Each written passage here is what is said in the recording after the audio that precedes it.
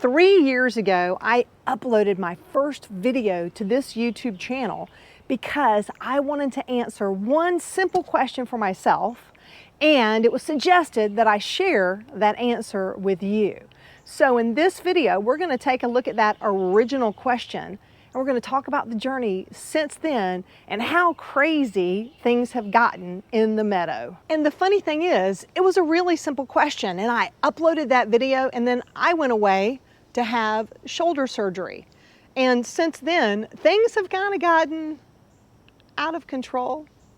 Controlled chaos? I don't know, but you've been on this journey with me and I am so grateful.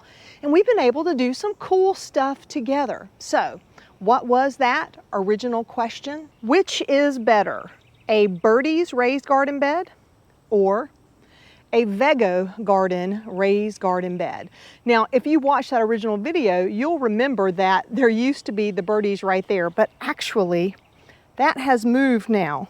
And our original Birdie's bed is right here.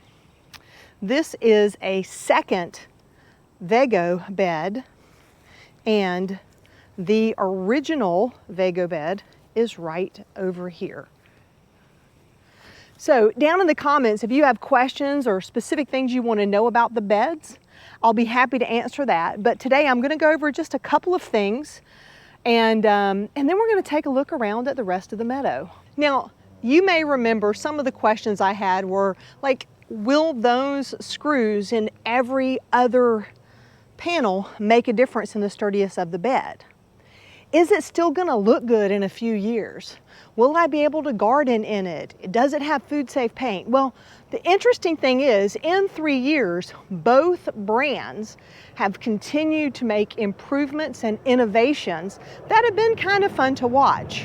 And speaking of watching, that first original video, and I'll be sure to link to it, is still my most viewed video on the entire channel. And not only did you watch, you asked questions, and Epic Gardening got involved. They're the US distributor for the Birdie's bed, and Vego Garden reached out to me. And for both of them, I accepted an opportunity to be an affiliate because at the end of the day, both beds were great.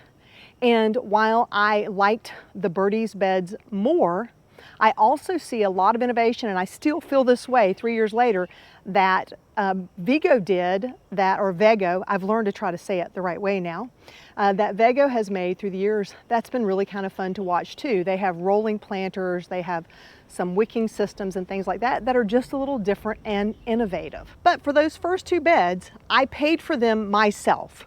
Those reviews were mine, and no matter what product I get, what affiliate offer is available, I'm always going to tell you what I believe is the very best information I can about any product. And in fact, it didn't stop there. The popularity of the videos kept on going, and other brands reach out to me too. I've reviewed beds from Forever Gardens. I've reviewed more Vego beds. I've reviewed more Birdie's beds. I've even reviewed Garden in Minutes, including their irrigation system. It really is kind of hard for me to believe that it's only been 3 years and now I have something like 20 garden beds in my yard. Not all of them were free. I've actually paid for more than half of them because I believe in the product. I love being able to garden waist high or knee high depending on the crops, and it's made life so much easier. It would have been really difficult to try to have a garden like this without a fence in a yard in the shape that I have down in the ground. So I'm really grateful that I got jonesing for these after I started my first garden and really wanted to do an upgrade. Probably the one thing you don't know about is after that first video, because it became so popular so quickly, you all asked me to start making more videos, and I had to learn how to edit videos one-handed. You may remember me walking around with a sling on because I had shoulder surgery. I had torn rotator cuffs. Well, I was making videos one-handed. I was setting things up. I was editing it one-handed. It was quite the chore for a few months there, but I learned a lot and got a lot more confidence in myself. And I just say that to you because if you think there is something that is keeping you from gardening or keeping you from pursuing a hobby, rethink that. maybe the thing isn't as big of an obstacle as you might think. I assure you, I did not expect to have a growing YouTube channel while I was recovering from shoulder surgery, but that's what happened. And y'all, I am so grateful for it, because with this channel, I've been able to help other businesses. I've been able to have folks come over and help me in the garden because of the commissions I've made. I've been able to share that joy with other people, and it just makes me just incredibly happy. I'm trying to think of a better word than incredibly happy, but I just don't have one. It's just been super cool, as a friend I know used to say.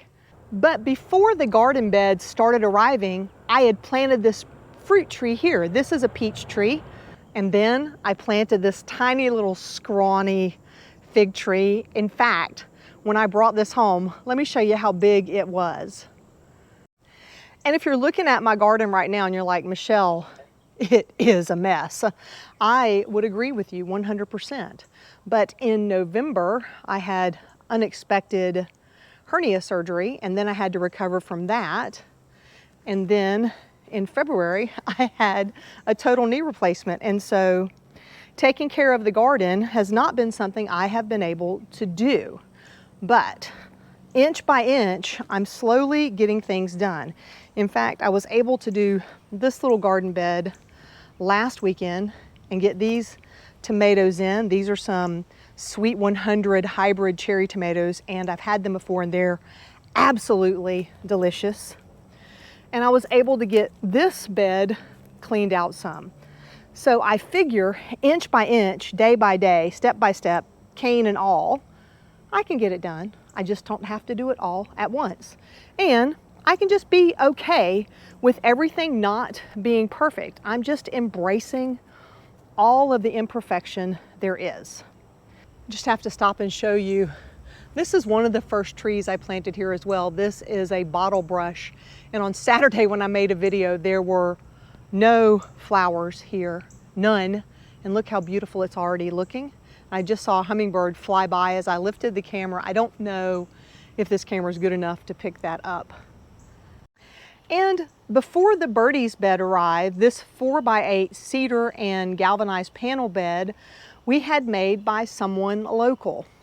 And then when COVID hit and the cost of lumber went up, it was actually cheaper to buy the metal beds directly instead of paying for someone to build them, even if the build cost was free and I only had to pay for the parts. Wood was just too expensive. And so slowly but surely, I started waiting for sales and opportunities, and sometimes they did give us a few beds for free along and along, and I've always shared that in the videos when I did get them for free. But let me show you up in here. This here is the best cilantro I never tried to grow. Look at this, it's starting to go to seed now. Isn't that looking amazing? Again, I know it's a mess over here, but even looking around at my mess, I find hope. I look here on the ground. I don't even know how it's possible, but I have probably a blackberry or a raspberry growing right here up out of the ground. And my dead avocado tree that I found in the compost pile, it got overheated during winter, which sounds funny, right? We had these cold days and then it got too hot and it didn't get uncovered. But look down here at the bottom, there is new growth right there. Hopefully that shows up on the camera. And then things that were completely dead, that ironweed was gone. Nothing under here was growing, and now that spring has sprung and we've gotten some water on it, I can see a pomegranate under there and more ironweed, and even the dragon fruit is trying to get a second chance up underneath this table that I built with my own hands. Now I did this before, let's see, I think I did this before the garden bed got here. I am not a carpenter and I'm learning, and one of the funniest things to me about this bed is I did not have a saw that I could use to make this cut to do like an angle together, so I used a chainsaw. And I say these things to you because you just got to figure out how you want to do something. If you want to do something, if it's worth doing, give it a shot. Give it a shot. Oh, I spy something over here. So I bought this last year. This is, I think, golden bamboo, but right over its shoulder here is a mulberry. And this is only the second year, and it is in a grow bag, and I see a mulberry right there. Oh, it is the ever elusive baby face hanging out in the meadow. Baby face, you want to say hi to everybody? She is very shy. She is very shy. And whenever I start walking around, she starts looking for other places to go. So we'll see how close I can get without spooking her. It's hilarious. In the morning I feed her, she's perfectly fine. Any other time of day, she's like, nope, I am out of here. Ooh, well, I'm looking at that. More mulberries, more mulberries.